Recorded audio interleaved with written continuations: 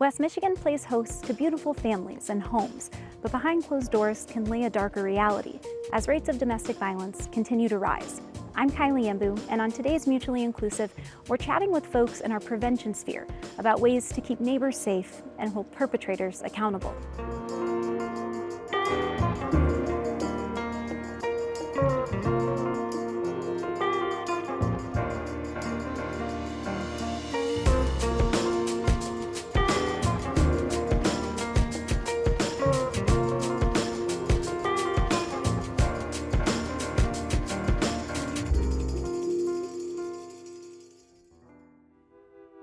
Domestic violence is a pattern of abusive behavior in any relationship that's used by one partner to gain or maintain power and control over another intimate partner. Now, domestic violence can be physical, sexual, emotional, psychological, or any other threat or action of coercive behavior. That includes things like intimidation, isolation, or manipulation. And the statistics around domestic violence in the United States are staggering. The National Coalition Against Domestic Violence says, on average, nearly 20 people per minute are physically abused by an intimate partner. During 1 year, this equates to more than 10 million women and men. This is often seen as a women's issue, as numbers show 1 in 4 experience domestic violence. But men are affected too, with 1 in 9 experiencing it. And transgender individuals face unique vulnerabilities. A study by the American Public Health Association found trans people were 1.7 times more likely to experience intimate partner violence than cisgendered people. All this to say, domestic violence is a huge issue in our society, and in our Kent County community, it's reaching new heights. Between 2021 and 2022, the number of domestic violence homicides in the county nearly doubled, and prevention leaders say the overall severeness of domestic violence incidents are getting worse.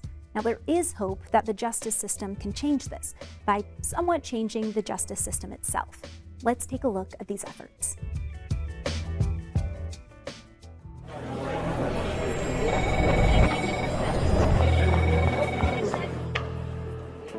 On a typical day, more than 20,000 calls are placed to domestic violence hotlines nationwide. But not all days are typical, especially during a global pandemic, when billions are shuttered inside their homes. And according to the National Commission on COVID-19 and Criminal Justice, the United States saw just over an 8% increase in domestic violence cases following the 2020 lockdown.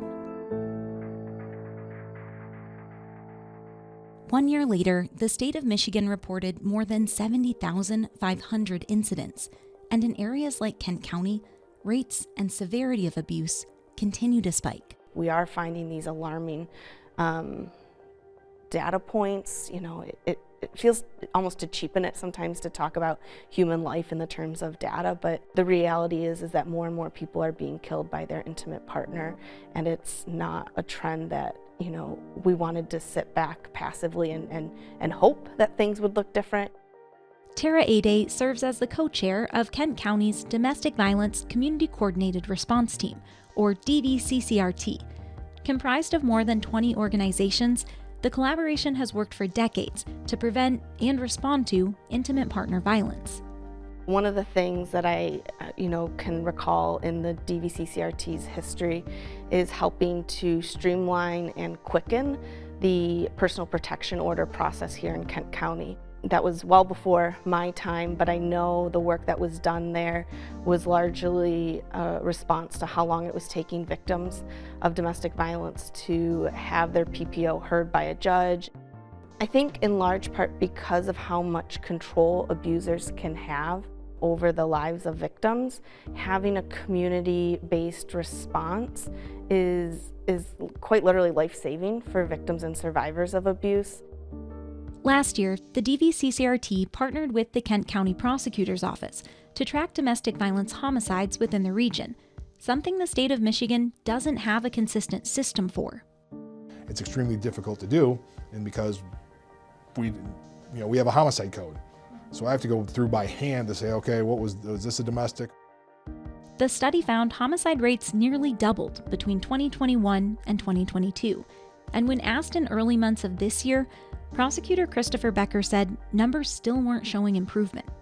It was 2021 I think the last 4 homicides were all domestic violence related, and last year we had a number once again. And it wasn't just, the man killing the woman, it was ex-boyfriend killing current boyfriend, or boyfriend killing ex-boyfriend. That's still domestic violence, and the woman's in the middle of this, that impacts them. But even these staggering statistics don't account for all domestic homicides in the county. Ade and Becker say gaps within the justice system can make these cases difficult to track. Those often don't get counted in domestic violence numbers because if the abuser also kills themselves, there isn't a case to be, brought before a judge. Because it was a murder-suicide. He killed his, child, and then he killed himself, and that was, we don't see it because there's nobody to prosecute. And there's nothing for us to review, so it doesn't go into any of our stats, and that's pretty much true across the state. Local prevention and response tactics are well and alive in West Michigan, and nationally, advocates have seen movement, with some of the most sweeping gun legislation in decades passing last year, targeting domestic violence. But the funds to do this work have been fairly low. That's why today, the DVCCRT says it's in a life-changing position. The DVCCRT met 2 weeks ago, and just as a standing agenda item, we do a budget update, and it was this really neat experience to be able to say, yep, our current balance of our budget is just over $1,000, and now having received ARPA funding, it's a lot more zeros. The group took a unique approach last year, applying for American Rescue Plan Act dollars to bring a court specializing in domestic violence cases to the area. While the group didn't receive the $10 million they requested, the project was greenlit for $4 million. It's cool, all of a sudden, nobody's ever said, oh wow, $4 million, that's bad to see $4 million in your bank account. But there is some pressure. We don't want to whittle it away. The court would bring additional support to survivors, breaking down the barriers to justice many face. For example, if somebody doesn't have a lot of economic mobility, meaning access to resources, a well-paying job, a strong community support system, a strong family or friend support system, all of those things kind of can start to pile up on one another and create barriers and challenges that a lot of times results in victims literally not being able to leave, or they take that risk in leaving and unfortunately experience severe violence up to, unfortunately, even sometimes homicide. I think that's the biggest problem we have as law enforcement, is that when a woman, generally it's a woman that is abused, they call the police, they're very on board the night up. They've just gotten beat up, they got a black eye, they got injuries, they're very emotional, he gets shipped off to jail, but all of a sudden the next day they're trying to deal with, okay, what do I do with the kids? I gotta go to work. He was my daycare provider, or he was the financial, and now he can't work, and now how are they going to pay the bills? Whatever it may be. So it's a support to the victim and trying to get to them early. The quicker we can get those supports in the victim and say, hey, we've got ways to help, and that's part of what this court will do. The court aims to center the victim or survivor, creating a sphere of protection within the justice arena, an area that doesn't always feel safe to step into. But simultaneously, it's also about holding perpetrators accountable.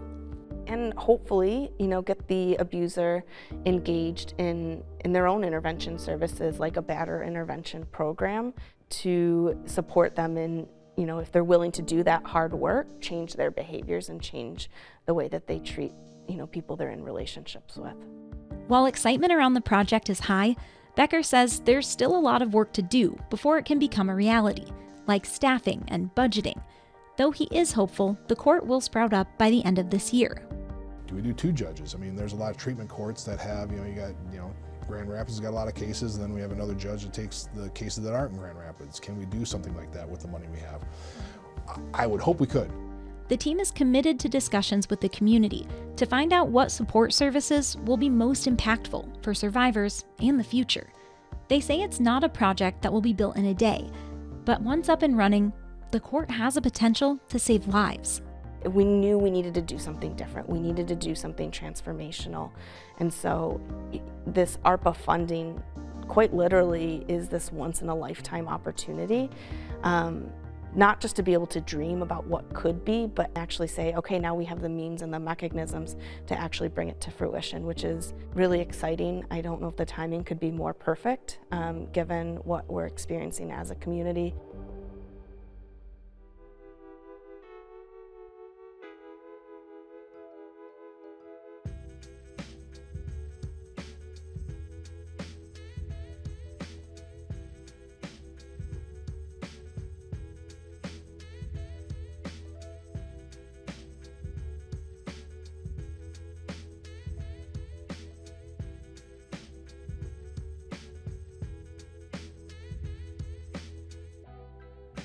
While domestic violence court sounds impactful, a lot of us don't really know what it all entails. Well, what better way to learn than by talking with the judge who's overseeing it? Mutually Inclusive's Jennifer Moss is in the studio now with the Honorable Amanda Sterkenburg.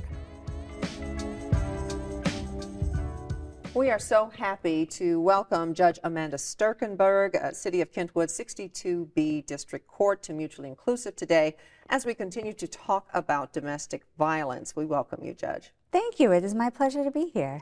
So we just saw a piece where Kylie Ambu was talking with Tara Ade with Safe Haven Ministries, and she also talked with Kent County Prosecutor Chris Becker, talking about an increase in domestic violence in Kent County, hoping that a new domestic violence court will offer some hope and perhaps a better process for domestic violence survivors as well as abusers. Judge Sterkenburg, you are part of DVAN, which is the Domestic Violence Action Network, and you've received American Rescue Plan Act dollars for that court, about $4 million or so, and you're still in those active stages of planning. I know you would like to have started yesterday, but where are you at with the court and it actually becoming a tool in the process to fight domestic violence? Well, I think active planning stage is probably the right phrase to describe where we are right now. What we have done is identified stakeholders and really the different voices that need to be heard in this project, and we've created a way to bring them together so we can plan the specifics of operation for the court that are going to be most effective to both restore and rehabilitate the offender, as well as give support to the voices of the victims in those cases. We are meeting here in the very near future to talk about entry criteria and exactly what might prohibit a particular offender from being accepted into the program, and then what the timeline looks like for their duration in the court, and whether it will be a phased approach with certain goals or it will be a longer, more streamlined process. Those are the types of conversations that we're having right now. Absolutely, and we'll talk about in a moment who will be eligible for the court at what stage, but what is it that prompted the need for the court, like a specific case? We know there's domestic violence on the rise, but was there something that occurred where you said, okay, we really need to take this outside of the general court system and create a specific court for domestic violence? Is there a specific case in point that you use to kind of develop a process and a plan? Well, to talk about one case would really potentially minimize others. So what I'll say is we've been watching this very disturbing trend, an increase in domestic violence cases and an increase specifically in intimate partner homicides. And so several years ago, the DVAN was called something different. It was called the Domestic Violence Community Coordinated Response Team. It was a little bit longer name, but they saw this need and trend and were prompted to do a study. So they actually did a study. It was a homicide review on a case that occurred in Kent County where they identified lethality factors and some breakdowns in the system, and then they were able to use that to give some different points of focus for the actors within the system to try to make sure those breakdowns and gaps in communication weren't happening. So having that review, which isn't necessary or required by statute, but which was very helpful for the actors who are involved in processing domestic violence cases, and that spans everything, really. I mean, we're talking about not just the criminal justice system, but we're talking about the family court and civil systems as well. So it was very helpful in taking those pieces, putting them together and saying, hey, here are the places where we can have an impact. And by bringing a domestic violence court, we really turn the focus onto, hey, how do we stop this cycle? And as you look at the cycle, it's not going to necessarily be first-time offenders that you're looking at. It's going to be those, as you mentioned, with more of a process of a more serious or heinous crime. Well, I will say that often we see domestic violence being generational and also cyclical. And then you have children being brought up in household situations where they see this type of conduct and it is repeated. So that is a little bit different than what I'm talking about in terms of the criteria for somebody to be admitted into the court. Because those are places where we have seen an individual, and they may or may not have had that historical upbringing in a setting, or they may or may not have certain factors that led them to be more inclined towards conduct that is described as domestic violence. But we've seen them before in the criminal justice system. It's those people that we see coming in that we are able to identify as already having had a brush, maybe one, maybe more times with the criminal justice system with some type of assaultive behavior that was displayed. So then we can say, okay, this person is showing what appears to be a pattern of conduct. So this court is not necessarily going to be for a first-time domestic violence offender. It's going to be for somebody that we have identified and said, hey, okay, you've been here before. This is happening more than once in your life, and maybe you didn't get what you needed the first go-round in terms of coping mechanisms or rehabilitation or even education. You didn't get that, and so it's occurring again. So now we need to do something that's a little bit more intensive. We need to put you into a program where you can be connected to treatment, you can be connected to services, and you can have more oversight and accountability in this court format. We call it a problem-solving court. So in this problem-solving court where we can stave off the rest of that conduct and hopefully shut down that pattern of behavior, which might lead to a third offense or a more egregious offense where we're looking at, you know, lethality potentially. And so the goal again is to perhaps rehabilitate. And would that then be to possibly hold families together? Would they be, the idea would be to rehabilitate so that person can stay within whomever they are with, or are we just rehabilitating them to be in society? Well, ultimately, I think it is for them to be functional in society. Because, again, we're talking about a court that will operate within the criminal justice system. And there are separate courts for families. And people who are involved in custody disputes or divorces, they may have a different goal than this court. Unification of the family will not necessarily be the end goal of this court. What will be the end goal is seeing a whole and productive member of society restored to a place where they can operate within societal norms because they have gotten the education and the access to opportunities to grow, learn, and develop coping skills so that they do not resort to violence as a first response. And is the goal also to have them perhaps with one judge throughout the process of this rehabilitative system or whatever it is, the program that they must go through, so that maybe they're held more accountable or feel themselves that they need to be more accountable versus, like, you know, a parole officer or something. If they know they have to come see a judge each time it's time for them to report or however the program works, they might be held a little bit to a higher accountability. You know, it's a really great question, and I'm not going to say for each individual offender they may only have contact with one judge, because a lot of times we do see individuals who are in the criminal justice system who have different experiences with different jurisdictions. But if you are brought into, we envision, if you are brought into this problem-solving court, the domestic violence court, you will be with one judge for that duration, and it could be a 14-month, an 18-month, a 24-month period of time where you are having regular meetings with the judge. I've been involved with a sobriety court, which is also a problem-solving court, for several years now.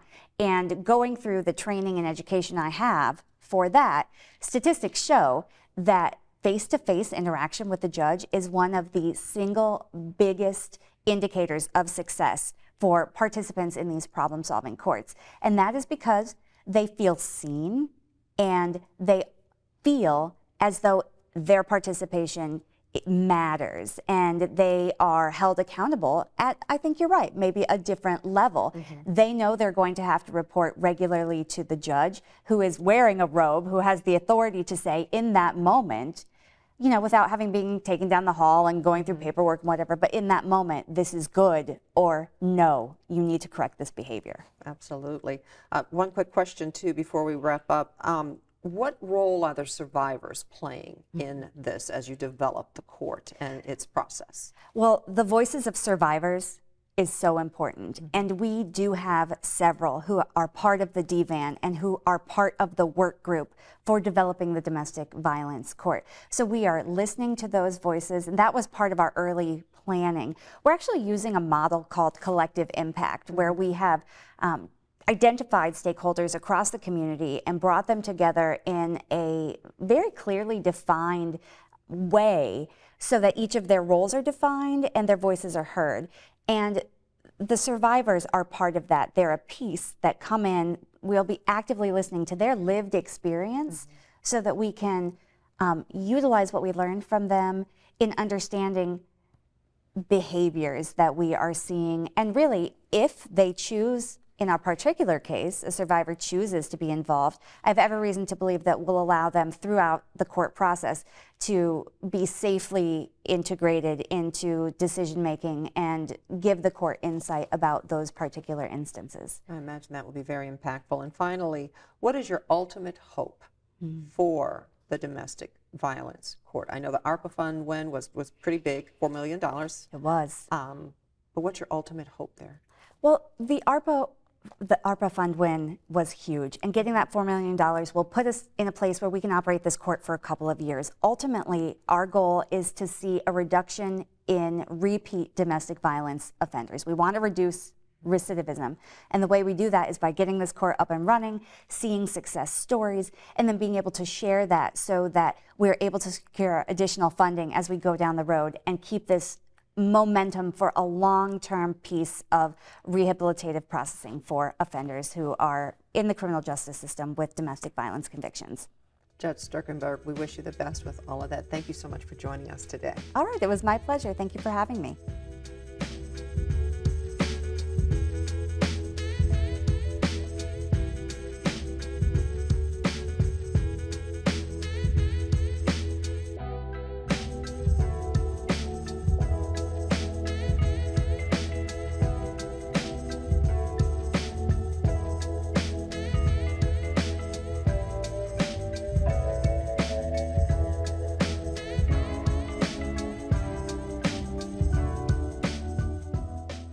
You know, Kylie, it's really interesting talking with Judge Sterkenburg about these issues of domestic violence and what the court is hopefully going to do. They're very excited about the prospects of it. They've been working on it for a very long time, and I know they're anxious to get it started, which should be coming soon. Those ARPA funds were incredibly important. And then looking at, you know, what they can do to help those who are the offenders, but also those who are the survivors. And it seems like they're really creating a good picture of how that will help Kent County. Absolutely. And like you, I love that it's happening on both ends because this is kind of a humanity issue.